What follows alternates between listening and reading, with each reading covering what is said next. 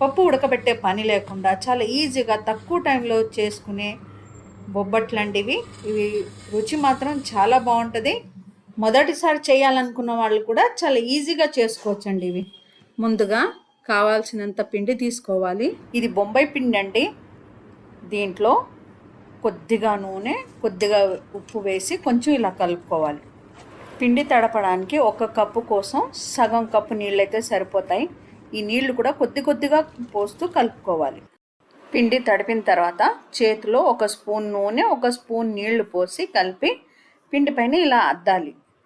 దాని మీద ఒక తడి బట్ట వేసి ఇలా నొక్కి తర్వాత మూత పెట్టి ఒక అరగంట పక్కన పెట్టి పొయ్యి మీద ప్యాన్ పెట్టి వేడెక్కిన తర్వాత నెయ్యి వేసుకోవాలి. నెయ్యి వేడెక్కిన తర్వాత 1 గ్లాస్ గోధుమ రవ్వ తీసుకొని వేయించుకోవాలి.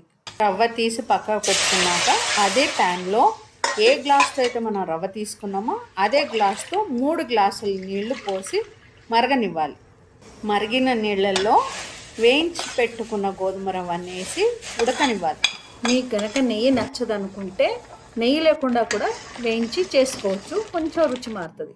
మనం రవ్వ తీసుకున్నామో అదే గ్లాస్తో బెల్లం తరుగు తీసుకోవాలి. బాగా దగ్గర అయిన తర్వాత 3-4 ఇలాచీలు పౌడర్ చేసి వేయాలి.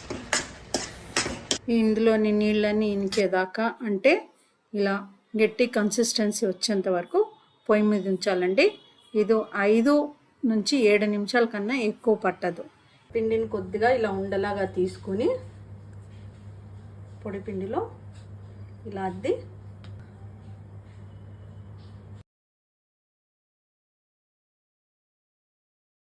దీన్ని చపాతీ ఒత్తినట్టు ఒత్తుకోవాలి. లేదు మీకు చపాతీ ఒత్తు రాదు అనుకుంటే గనక ఏదన్నా ప్లాస్టిక్ పేపర్కి నూనె రాసి దాని మీద చేత్తో నొక్కండి. మీరు ఎంత పలచగా చేయగలిగితే అంత పలచగా చేసుకోండి.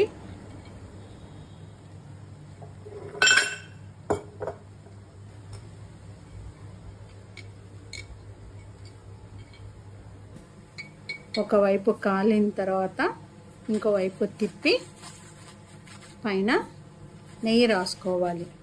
నెయ్యి 2 వైపులా పెట్టుకోవాలి. నెయ్యితో చేసుకుంటేనే చాలా బాగుంటాయండి.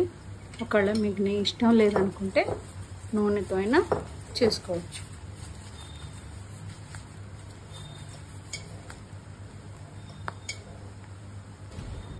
రుచికరమైన గోధుమ రవ్వ బొబ్బట్లు, పోలలు లేదా భక్షాలు